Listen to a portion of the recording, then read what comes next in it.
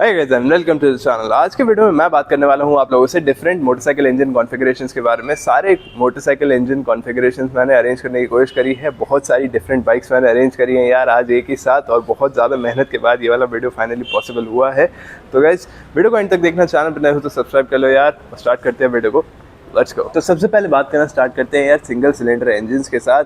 ये है मेरे साथ में कावासाकी की KLX 450। यहाँ पर आपको मिलता है एक सिंगल सिलेंडर इंजन, 450 सीसी का ये इंजन है। सिंगल सिलेंडर इंजन्स में जो अगर आप कैरेक्टरिस्टिक की बात करो तो यहाँ पर आपको जो लो एंड टॉर्क होता है वो काफ़ी ज़्यादा पंची मिल जाता है, और मिड रेंज भी काफ़ी ज़्यादा सॉलिड आपको मिल जाता है। लेकिन टॉप एंड आपको इतना अच्छा नहीं मिलता है, क्योंकि इन वाले इंजन्स में आपको इनहेरेंटली वाइब्रेशंस काफ़ी ज़्यादा मिल जाती हैं, क्योंकि इसको बैलेंस करने के लिए कोई और चीज़ नहीं होती है। इसमें बैलेंसर शाफ्ट्स वगैरह लगाई जाती है ऑब्वियसली, लेकिन इंजीनियर्स को पसंद नहीं होता यार कि ये बैलेंसर शाफ्ट्स लगाई जाए, किसी एक चीज़ को बैलेंस करने के लिए थोड़ा और वेट उसमें लगाया जाए, तो उसकी वजह से they can not rev as high. पुराने जो सिंगल सिलेंडर इंजन्स हुआ करते थे वो तो 7000 के आसपास भी बिल्कुल पावर जनरेट नहीं कर पाते थे, और 7000 के ऊपर जाना उनके लिए बहुत ज़्यादा मुश्किल हो जाता था।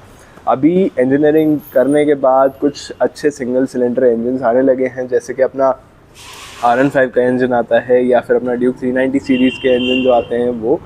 तो उन इंजन्स के साथ भी यही प्रॉब्लम है कि अगर आपने ध्यान दिया होगा, कोई भी अगर ड्रैग रेसेस आपने देखी हैं, बहुत सारी वीडियोस पड़ी हैं, मैंने भी खुद डाल रखी हैं, अगर आपने वहाँ पर ध्यान दिया होगा तो आपने देखा होगा कि ड्यूक जो है बहुत ज़्यादा पंची तरीके से भागती है। एकदम जो लो एंड और मिड रेंज होता है ना ड्यूक का, बहुत ज़्यादा अनबीटेबल है, बहुत ज़्यादा पावर से भागती है। चाहे आप डुअल सिलेंडर वाली बाइक ले आओ, उसके आगे R3 अगर ले आओ, या फिर कोई भी निंजा 300 वगैरह टाइप की बाइक ले आओ, लेकिन टॉप एंड में R3 और निंजा 300 दोनों ही बाइक्स उससे आगे निकल जाती हैं। ड्यूक 390 इवन अप्रेलिया 457 को भी बीट कर देती है इनिशियल एक्सेलरेशन। इन इंजन्स को सबसे ज़्यादा इंडिया में देखा जाता है, क्योंकि these engines are quite cheap to maintain, easy to build. Material कम लग रहा है यार, तो ऑब्वियसली ईजी टू मेंटेन तो रहने वाला है ना, और India is a very price sensitive market, तो डेफिनेटली ये वाले इंजन्स को यहाँ पर यूज़ किया जाता है। अगर पूरे वर्ल्ड की बात करी जाए तो इस वाले इंजन टाइप को सबसे ज़्यादा देखा जाता है ऐसी बड़ी डर्ट बाइक्स में। तो डर्ट बाइक्स में इस इंजन को यूज़ करने का एक मेजर सबसे बड़ा रीज़न ये होता है कि यार हमें वेट कम रखना होता है। इस बाइक का वेट आई डोंट थिंक के 100 से भी ऊपर होगा, तो एग्जैक्टली मेरे को नहीं पता गाइस, तो don't quote me on that.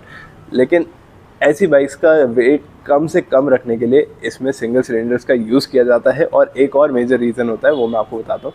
चलो पीछे चलो पहले, फिर समझ आएगा। तो गाइस, तो सबसे ज़्यादा ध्यान रखने वाली बात ये है कि अगर आप कोई भी डर्ट बाइक चला रहे हो तो most of the time you are going to be using it on a dirt road, और मे बी कोई मडी रोड टाइप की जगह, जहाँ पर आपके जो व्हील्स हैं उनको ट्रैक्शन बहुत कम मिलता है, बहुत ज़्यादा स्लिपरी जगह होती है, और traction is at minimum. Okay, तो मिनिमम ट्रैक्शन वाले केस में हमें क्या चाहिए यार, हमें ऐसा चाहिए कि भाई हमारे टायर को ग्रिप बनाने का टाइम मिल जाए। तो अगर आप जल्दी जल्दी पावर पल्सेस उसमें भेजते रहोगे तो वो काफ़ी ज़्यादा प्रॉब्लमेटिक हो सकता है।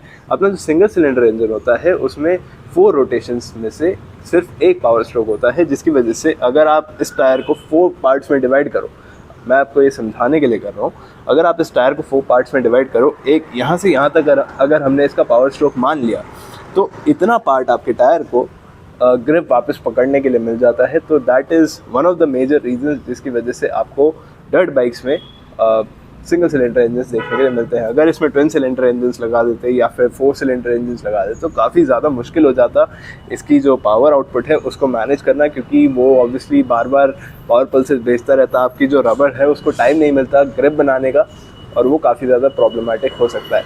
ऐसा नहीं है कि डबल सिलेंडर्स को यूज़ नहीं किया जाता है, लेकिन 4 सिलेंडर्स को ऑफ रोडिंग में यूज़ नहीं किया जाता है। इसका एक मेजर रीज़न यही है, और ऑब्वियसली उनका वेट भी काफ़ी ज़्यादा होता है।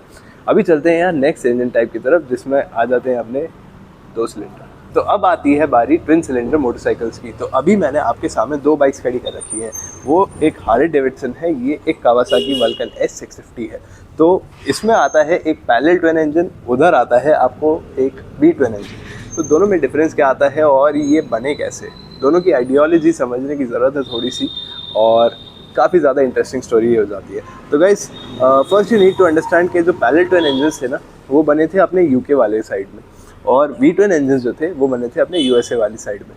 तो अगर आपने ध्यान दिया हो कभी, तो USA की जो बाइक्स होती हैं दे आर मच लॉन्गर, क्योंकि इनका जो इंजन स्टाइल है ना वी ट्विन वाला, उसको अकोमोडेट करने के लिए बाइक के फ्रेम के अंदर ही काफ़ी ज़्यादा लंबी बाइक बनानी पड़ जाती है compare to a bike with parallel twin engines, जैसे कि अपनी जो पुरानी ट्रायम्फ्स हो गई या फिर अपनी कॉन्टिनेंटल जीटी वगैरह हो गई, तो उसमें जो पैरेलल ट्विन इंजन आता है तो वहाँ पर जो बाइक है वो थोड़ी सी शॉर्ट ये लोग बना पाते हैं, जिसकी वजह से वो थोड़ी सी ज़्यादा एजाइल हो जाती है। Whereas for V twin engines जो बाइक्स होती हैं वो काफ़ी ज़्यादा स्लिम होती है, they can be a bit slimmer compare to parallel twin engines, क्योंकि अगर आप साइड टू साइड दो पिस्टन ऐसे लगा दोगे तो उसकी वेट ऑब्वियसली बढ़ जाएगी कंपेयर टू लाइक दिस, ठीक है। लेकिन वी ट्विन्स के साथ एक जो प्रॉब्लम आ जाती है वो होती है कूलिंग की, क्योंकि इसमें एक के पीछे एक ऐसे करके सिलेंडर्स को लगा दिया जाता है, जिसकी वजह से जो पीछे वाला सिलेंडर है उसको कूल करना, उसके लिए कूलिंग सिस्टम डिज़ाइन करना वो थोड़ा सा डिफ़िकल्ट हो जाता है। ओके, पैरेलल ट्विन इंजन्स के साथ अभी बहुत सारे लोग एक्सपेरिमेंट करने लगे हैं, they use different angles of crank, जैसे कि 180 डिग्री क्रैंक आता था स्टार्टिंग में, फिर 360 क्रैंक आता था अपनी BMWs में बीच में, and most of the manufacturers are nowadays moving to a 270 degree crank. तो दोनों में डिफरेंसेस क्या होते हैं? 180 डिग्री क्रैंक जो होता है आपका टॉप एंड में बहुत अच्छा चलता है, 360 वाला जो क्रैंक होता है वो आपको लो एंड टॉर्क में बहुत अच्छा चलता है, और 270 डिग्री क्रैंक जो होता है वो टॉर्क में काफ़ी ज़्यादा अच्छा चलता है। वो थोड़ा सा वी ट्विन वाले कैरेक्टरिस्टिक को रेप्लिकेट करने की कोशिश करता है, and what it does is it gives you that V twin character without the problems of A V twin engine. तो वी ट्विन इंजन्स के साथ प्रॉब्लम क्या है? तो वी ट्विन इंजन्स जो होते हैं ना यार, इनमें जो मूवमेंट होती है ना बाइक की वो काफ़ी ज़्यादा सॉलिड होती है। मतलब आप सोचो जैसे पुरानी क्लासिक 350 हुआ करती थी, जिससे आप रिलेट कर सकते हो अगर आपने चलाई हो कभी। तो पुरानी वाली जो क्लासिक 350 होती थी उसमें हम कहते थे ना कि भाई धक धक धक धक करके चलती है, बहुत ज़्यादा वाइब्रेशन है, ऐसा लगता है कि हाँ दम है बाइक में। तो उस वाली फीलिंग को 5 टाइम्स मल्टीप्लाई कर दो तो वो आपको एक वी ट्विन इंजन में मिलने वाली है, and that is what I am saying. तो मसल वाली फील आपको थोड़ा सा ज़्यादा वी ट्विन में फील होगी, एंड 270 डिग्री क्रैंक लगा के अभी पैरेलल ट्विन्स में भी यही कैरेक्टर रेप्लिकेट करने की कोशिश करी जाती है, और ऑब्वियसली 270 डिग्री क्रैंक के साथ जो टॉर्क डिलीवरी वगैरह होती है वो भी काफ़ी ज़्यादा आसान हो जाती है, इजी टू मैनेज हो जाती है। वी ट्विन इंजन्स जो होते हैं वो इतने ज़्यादा अच्छे नहीं होते हैं टॉप एंड के लिए, वेराज पैरेलल ट्विन इंजन्स अगर आप इनको ढंग से बनाओ you can tune them for different things. For example जैसे कि मैंने आपको बताया 180 for top and, 360 for torque, 270 for a mix of both. Okay, तो ये हो गई इनकी कहानी। ओके गाइस, तो अब आ गई है एक एब्सोल्यूट फैन फेवरेट डेटोना 675। इसके अंदर आपको मिलता है ट्रिपल सिलेंडर इंजन, इसमें आपको मिलते हैं 3 सिलेंडर। तो अब ट्रिपल सिलेंडर्स क्यों बनाए गए? तो Triumph he most of the time triple cylinders use करता है। यामाहा ने अब अपना CP3 इंजन बना रखा है, and which is a very good engine, very widely accepted, जो अब वो R9 में यूज़ कर रहे हैं, MTO3 में यूज़ कर रहे हैं, Tenere 09 में भी यूज़ कर रहे हैं, Tenere 900 it is called. Okay, so triple cylinders की क्या खास बात होती है? तो गाइस ट्रिपल सिलेंडर्स की खास बात ये होती है कि इसमें ना हमेशा एक ना एक जो पिस्टन होता है वो मूव कर रहा होता है। जितनी भी मोटरसाइकिल्स मैंने अभी तक आपको बताई हैं, सिंगल सिलेंडर्स और डबल सिलेंडर्स, उनमें ना क्या होता है, एक ना एक पॉइंट पर क्रैंक एकदम स्लो हो जाता है and then it picks up again. तो जो एक्सेलरेशन होता है वो इतना ज़्यादा स्मूथ नहीं हो पाता। उस स्मूथनेस को बढ़ाने के लिए ट्रिपल सिलेंडर्स बनाए गए थे। तो इस वाले इंजन के साथ ना अपना जो एक ना एक पिस्टन होता है वो कभी ना कभी हमेशा मूव कर रहा होता है, जिसकी वजह से इसकी जो क्रैंक की स्पीड है कभी भी ज़ीरो नहीं होती है, जिसकी वजह से जो एक्सेलरेशन होता है इन वाले इंजन्स का बहुत ज़्यादा फास्ट रहता है, and also they have a very good top and. तो ये वाले जो इंजन्स होते हैं ना, इनके अंदर आपको जो बैलेंस मिलता है लो एंड, मिड रेंज और टॉप एंड का, वो काफ़ी ज़्यादा बढ़िया मिल जाता है। लेकिन इन इंजन्स के साथ एक जो इनहेरेंट प्रॉब्लम आ जाती है वो ये है कि 3 इज़ अनबैलेंस्ड, क्योंकि कभी ये वाले ऊपर आ रहे हैं, कभी ये ऊपर आ रहे हैं, कभी ये ऊपर आ रहा है। तो इसमें ना जो बैलेंसिंग प्रॉब्लम है वो थोड़ी सी ज़्यादा रहती है, जिसकी वजह से वाइडली एक्सेप्टेड ये वाले इंजन्स नहीं हैं। इनको बहुत ज़्यादा स्मूथ बनाया जा सकता है, very smooth compare to twin cylinder engine, but still थोड़ी सी आपको वाइब्रेशंस इसमें ज़्यादा फील होती हैं। इनका जो कैरेक्टरिस्टिक होता है वो थोड़ा सा ज़्यादा एग्रेसिव भी बोल सकते हो, थोड़ा सा ज़्यादा रफ बोल सकते हो मे बी, लेकिन इन इंजन्स को चलाने में बहुत मज़ा आता है यार। इसमें जो आपको इमीडिएट पंच मिलता है ना, ऐसा नहीं होता कि एकदम टॉर्क रश मिल रहा हो और फिर डाई डाउन हो जाए। वही तो और वही इसकी स्पेशल बात है। इसमें आपको टॉर्क रश मिलता है and it keeps on building, top and तक पूरा अच्छे से खींचता है। तो वो एक बहुत ज़्यादा स्पेशल बात हो जाती है यार इन वाली मोटरसाइकिल्स के साथ। तो ओके गाइज, अब सुनाते हैं आपको ट्रिपल सिलेंडर मोटरसाइकिल की आवाज़। वेट अ मिनट,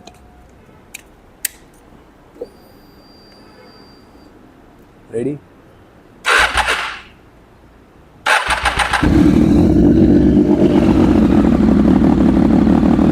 तो दैट्स हाउ ट्रिपल साउंड। बहुत ज़्यादा अनइवन कैरेक्टरिस्टिक आता है।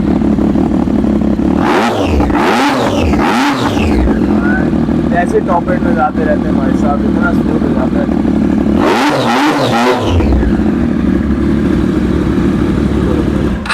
तो इस बाइक में एससी प्रोजेक्ट लगा हुआ है। आवाज़ आपने सुनी कितनी ज़्यादा मज़ेदार आती है। बहुत ही एक अनइवन सा टोन आता है, एक रो टाइप की फील आपको आती है। और जैसे जैसे आप रेव्स बढ़ाते हो यार, वो बहुत ज़्यादा एग्रेसिव साउंड करती है। And I think it sounds a bit more aggressive than a inline 4। Inline 4 पे चलते हैं अब, लेट्स गो। ओके गाइस, तो इनलाइन 4 की बात कर लेते हैं यार। ये होता है सब लोग का फेवरेट कॉन्फ़िगरेशन। तो यहाँ पर ऐसा स्पेशल क्या है? सबसे पहली बात जो इनलाइन 4 के साथ हो जाती है, अगर आप 4 सिलेंडर्स को ऐसे लगा दोगे लाइन से, तो बाइक की जो विड्थ है वो काफ़ी ज़्यादा बढ़ जाती है। तो ऑब्वियसली ये आप देख सकते हो, इसके जो हॉन्चेज है ना, ये कितने बाहर की तरफ आ रहे हैं। तो डेफिनेटली ये एक चीज़ होती है यार इनलाइन 4 वाली मोटरसाइकिल के साथ। अगर आप हायाबुसा देख लो या फिर R1 देख लो, ZX10R मैंने अभी यहाँ पे आपके सामने खड़ी कर रखी है, इसकी जो विड्थ है ना, ऐसे हॉरिजॉन्टली इसकी जो विड्थ है वो काफ़ी ज़्यादा होगी। तो डेफिनेटली वो एक चेंज आ जाता है इन बाइक की जो डिज़ाइन है उसमें, because of an inline 4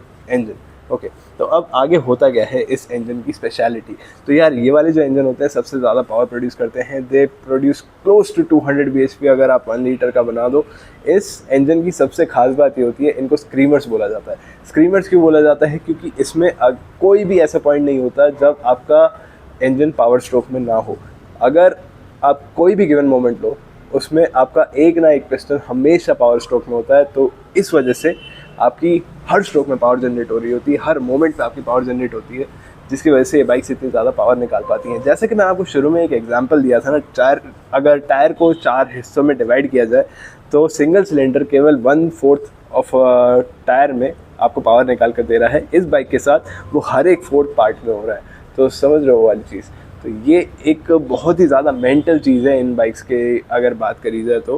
that's why they are not for beginners. अगर आप छोटी कैपेसिटी की बाइक ले रहे हो, मे बी 40 bhp या फिर 60 bhp जैसे कि अपनी ZX4RR आती है, तो उस टाइप की बाइक्स तो फिर भी आप ले सकते हो, but not as a beginner. Still I won't recommend it. But ये 200 bhp वाली जो मोटरसाइकिल्स होती है ना भाई, जैसे कि ये अभी यहाँ पे मेरे साइड में खड़ी हुई है, इससे डर के रहो तो ज़्यादा अच्छा है, तो ही आप लंबा जी सकते हो। अगर इससे नहीं डरे ना तो आपकी लाइफ बहुत शॉर्ट हो जाएगी। सो इन इंजन्स का जो वेट होता है वो काफ़ी ज़्यादा होता है, क्योंकि ऑब्वियसली काफ़ी ज़्यादा मटेरियल इनमें लग रहा है। जापानीज़ मैन्युफैक्चरर्स ने इनलाइन 4s का जो सिनेरियो है वो पूरा स्टार्ट करवाया था। इनकी जो स्मूथनेस होती है इट इज़ अनपैरेलल्ड, क्योंकि यहाँ पर आपको 4 सिलेंडर मिल रहे हैं, सिंक में काम करते हैं, they go up down up down up down, बहुत ज़्यादा स्मूथली काम करते हैं। एब्सोल्यूट बीस्ट होते हैं यार ये इंजन्स। लेकिन इसमें प्रॉब्लम क्या होती है? तो यार इन वाले इंजन्स के साथ ना बहुत अच्छी स्मूथनेस आपको मिल जाती है, बहुत ज़्यादा अमेजिंग स्मूथनेस मिलती है। इसके सारे प्राइमरी फोर्सेस एब्सोल्युटली बैलेंस्ड होते हैं। लेकिन सेकेंडरी फोर्सेस का क्या? सेकेंडरी फोर्सेस कहाँ से आते हैं? सेकेंडरी फोर्सेस क्या होते हैं मैं बोल क्या रहा हूँ, ठीक है? तो सबसे पहले आपको ये समझना होगा कि कोई भी पिस्टन ऐसे ऐसे नहीं चलता, पिस्टन ऐसे ऐसे चल रहा है, ठीक है? तो ये वाली जो मूवमेंट है ना, ये ऐसे करके, इसकी वजह से आपकी जो सेकेंडरी फोर्सेस है, सेकेंडरी इम्बैलेंसेस जो हैं वो इंजन के अंदर बन जाते हैं, जो कि अपने आप में बैलेंस करना थोड़ा सा डिफ़िकल्ट हो जाता है। ओके, तो इससे ऊपर क्या आता है? इससे ऊपर भी एक चीज़ आती है मेरे भाई, चलो दिखाते हैं। गाइस, तो अब सुनते हैं एक इनलाइन 4 सिलेंडर की आवाज़। तो देखना कितनी ज़्यादा स्मूथ होगी ये आवाज़। तो सबसे ज़्यादा इसकी जो इम्पोर्टेंट एस्पेक्ट है ना, वो इसकी स्मूथनेस है। तो let's listen to it.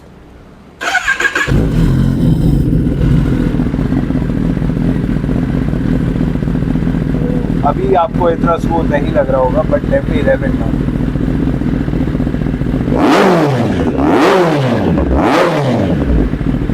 Do you see how smoothly it revs up? So, इसकी जो रेविंग है ना, वो आपने ध्यान दिया होगा कितनी ज़्यादा स्मूथली जाती है भाई। तो ये होता है एक एब्सोल्यूट स्क्रीमर इंजन। हर एक मोमेंट पर ये अपने पावर स्ट्रोक में होता है, इसलिए ये इतनी ज़्यादा ज़बरदस्त पावर निकाल पाता है, इसलिए इतना ज़्यादा हाई रेव कर पाता है, क्योंकि इसके जो बैलेंसेज हैं वो एब्सोल्युटली परफेक्ट होते हैं। ओके, वेल नॉट परफेक्ट वाली चीज़ तो अभी दिखाऊंगा। और गैस, तो अभी तक मेरे को बताओ कि इससे ज़्यादा ब्यूटीफुल बाइक अभी तक मैंने इस वीडियो में दिखाई है या नहीं। और अभी इसकी आवाज़ भी सुनेंगे, तो गैस प्लीज़ सब्सक्राइब कर दो यार, बहुत सारी मेहनत हो रही है। तो इसके अंदर जो इंजन आता है, it is a V4 engine. ये डुकाटी पैनेगाले V4 है, एंड इसके अंदर एक V4 इंजन आता है जिसके अंदर अपना जो पिस्टन्स होते हैं वो ऐसे करके लगाए जाते हैं इन दिस फॉर्मेशन। सो इसके अंदर ना एक ही क्रैंकशाफ्ट शेयर कर रहे होते हैं वो जो पिस्टन्स है, जिसको मशीन करना अपने आप में बहुत ज़्यादा डिफ़िकल्ट हो जाता है। फिर इसकी कूलिंग का अगेन वो इशू आ जाता है, जैसे कि मैंने आपको V-ट्विन्स के साथ बताया था, और इसमें तो पीछे की तरफ 2 सिलेंडर्स हैं, तो उनकी एक इफ़ेक्टिव कूलिंग सिस्टम डिज़ाइन करना, बहुत सारी कॉम्प्लिकेशंस आ जाती हैं। लेकिन ये इंजन्स का जो बैलेंस होता है, इट इज़ एब्सोल्युटली फिनोमिनल। और इसके लिए ना फिर इन लोग को कोई बैलेंसर शाफ्ट्स वगैरह यूज़ करने की ज़रूरत नहीं पड़ती है, जिसकी वजह से these are very well, they are obviously very complex to make and they are very difficult to make, लेकिन जिसकी वजह से ये इंजन्स एब्सोल्युटली ब्रिलियंट हो जाते हैं। इस वाले इंजन कॉन्फ़िगरेशन का जो एक मेजर डिफरेंस हो जाता है ना compare to an inline 4 engine, वो ये रहता है कि आपकी जो बाइक की विड्थ है वो काफ़ी ज़्यादा कम रहती है, बिकॉज आपने 4 सिलेंडर्स को एक 2 सिलेंडर वाले स्पेस के अंदर अरेंज कर दिया है। तो it is very helpful for a motorcycle, right? You have arrange the pistons like this, तो बाइक में आपकी काफ़ी ज़्यादा विड्थ जो है वो बचा ली है, जिसकी वजह से ऑब्वियसली आपकी एजिलिटी पर फ़र्क पड़ेगा, आपकी बाइक की जो मनूवरेबिलिटी है उस पर काफ़ी ज़्यादा फ़र्क पड़ेगा। और इन इंजन्स का जो कैरेक्टरिस्टिक होता है वो भी काफ़ी ज़्यादा डिफरेंट होता है। कैसे? जैसे कि मैंने आपको बताया था कि इनलाइन 4 वाले जो इंजन्स होते हैं वो बहुत जल्दी रेव करते हैं, लेकिन उनका जो टॉर्क होता है ना लोअर एंड पर, वो इतना जल्दी नहीं आता है, वो हायर एंड पर उनका टॉर्क बहुत ज़्यादा अच्छा आता है। तो इस वाले इंजन के साथ आपको एक पैरेलल ट्विन और एक V-ट्विन वाला कैरेक्टर अगेन दोबारा मिल जाता है, और फिर टॉप एंड के लिए आपके पास 4 सिलेंडर भी हैं, जिसकी वजह से आपको हर एक स्ट्रोक में पावर भी मिलने वाली है, कोई ब्लैंक स्पॉट नहीं है। तो इसलिए ना ये एक ओवरऑल परफेक्ट कॉम्बिनेशन बन जाता है अगर आप आउटराइट परफॉर्मेंस चाहिए। इसलिए आपने आजकल देखा भी होगा MotoGP में ऑलमोस्ट सभी बाइक्स V4s हैं एक्सेप्ट फॉर यामाहा अभी भी एक इनलाइन 4 सिलेंडर यूज़ कर रही है, वो भी क्रॉस प्लेन वाला यूज़ कर रहे हैं because of that power delivery issue. और यस, तो यू अंडरस्टैंड नाउ कि V4 इंजन जो होते हैं यार बहुत ज़्यादा महंगे होते हैं टू मैन्युफैक्चर। इनके साथ हीटिंग प्रॉब्लम भी आ जाती है। हीटिंग प्रॉब्लम कैसे? जैसे कि मैंने आपको बताया था कि V-ट्विन में अगर आप एक सिलेंडर को पीछे लगा दोगे तो हीटिंग थोड़ी सी आपको अलग से डिज़ाइन करनी पड़ेगी, तो उसमें भी आपकी कॉस्ट जाती है इस बाइक के साथ। जैसे कि आपका जो रियर सिलेंडर है वो यहाँ पर माउंटेड है, तो इधर माउंट करने से आपका जो कूलिंग सिस्टम है वो ये वाला जो फ्रंट में है वो तो इधर काम करने नहीं वाला है। तो you have to make sure कि आपका जो पीछे वाला इंजन पीछे वाला सिलेंडर बैंक है वो भी ढंग से कूल हो पाए, जिसकी वजह से आपकी जो सीट है वो भी काफ़ी ज़्यादा गर्म हो सकती है। तो डेफिनेटली बहुत सारी चीज़ें होती हैं यार, बहुत ज़्यादा कॉम्प्लेक्स इनकी जो कंस्ट्रक्शन है वो हो जाती है when it comes to V4 motorcycle. Okay, and that's why they are very costly. Okay, तो इससे भी ऊपर एक और चीज़ है मेरे पास, जो फाइनल चीज़ है मेरी, वो मैं आपको दिखाता हूँ। अब इससे पहले इसकी आवाज़ सुन लेते हैं एक बार। ओके गाइस, तो अब सुनते हैं एक V4 इंजन की आवाज़। Wait for it guys, wait for it.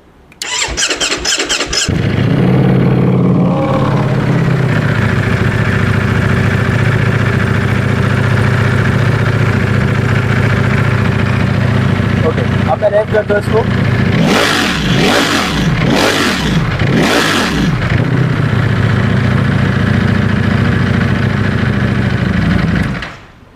तो इसके कैरेक्टर में आपने सुनी होगी एक इनहेरेंट रफनेस जो इसके V4 वाले इंजन कॉन्फ़िगरेशन की वजह से आ जाती है, और ऑब्वियसली इसमें वाइब्रेशंस भी थोड़ी सी ज़्यादा होती हैं कंपेयर टू एन इनलाइन 4। तो yes, it is built for absolute performance. It is not built for smoothness. It is not built for a sound maybe, but this is made for absolute performance. मतलब एक बार इसको track पे ले जाओ, corner से जैसे ही निकलोगे ना भाई, जो टॉर्क हिट करता है भाई, it is absolutely beautiful. Okay, तो अभी चलते हैं नेक्स्ट फाइनल चीज़ की तरफ। बहुत ज़्यादा स्पेशल चीज़ है guys, let's go. Okay guys, so this is the Honda Goldwing. अगर आपको ये जानना है कि कितनी लेजेंडरी मोटरसाइकिल ये है तो मैं उस पर एक स्पेशल एपिसोड बना दूंगा गाइज।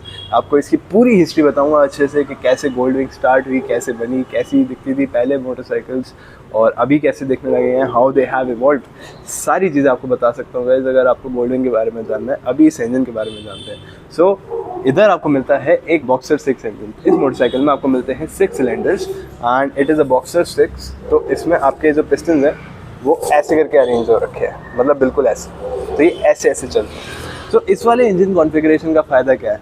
सो सबसे बड़ा फ़ायदा जो इस वाले इंजन कॉन्फ़िगरेशन का है वो है इस इंजन की स्मूथनेस। तो बॉक्सर 6 की क्या स्पेशलिटी है कंपेयर टू एन इनलाइन 6 में भी एन इनलाइन 4 में भी, इसकी क्या स्पेशलिटी है? तो सबसे पहली बात तो ये है कि इसका जो सेंटर ऑफ ग्रेविटी है वो काफ़ी ज़्यादा लो हो जाता है।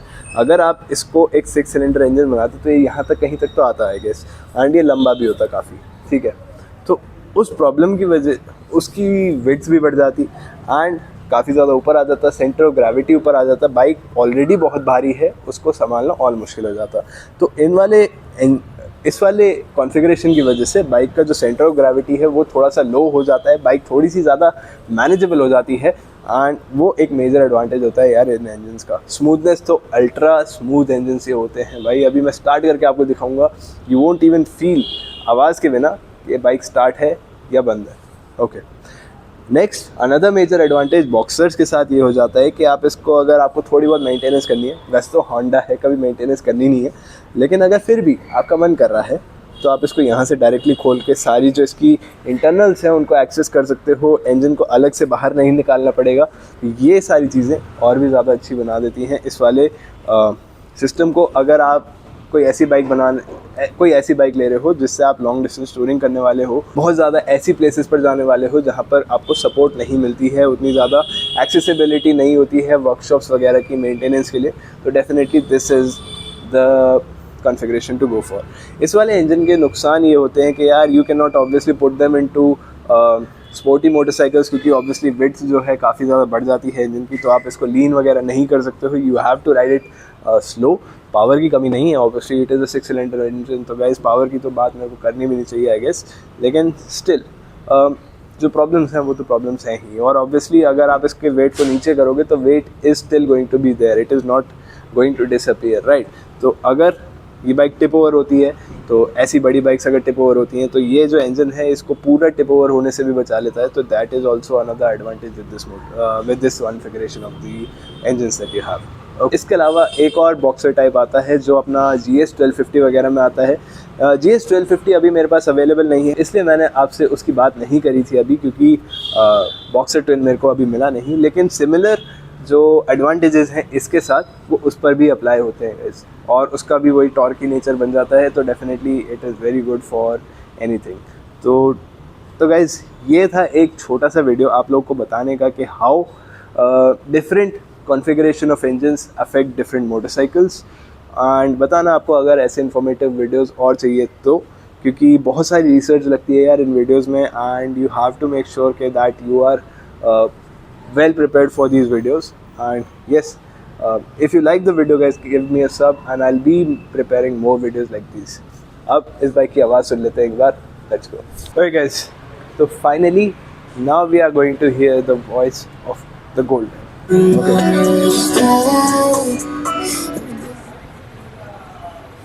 Goldwing things. Okay. Let's see. Oh, थोड़ा सा फील ले लो। But this one is a DCT, तो इधर क्लच नहीं है। आई डोंट नो वो क्या।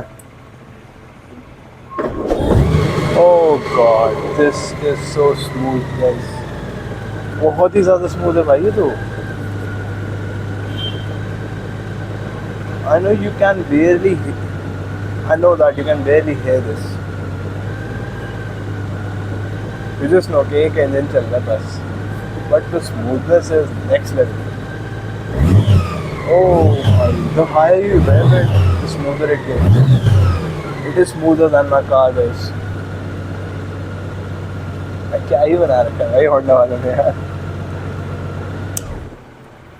Nice. Okay guys, तो ये था एक छोटा सा वीडियो बताना मेरे को कैसे लगा है आप लोग को यार ये वीडियो। और मैंने काफ़ी ज़्यादा मेहनत करी है इस वीडियो में, बहुत सारी रिसर्च करी है। तो गाइज़ अगर आपको अच्छा लगा है तो प्लीज़ प्लीज़ प्लीज़ लाइक करके जाना, सब्सक्राइब करके जाना चैनल को।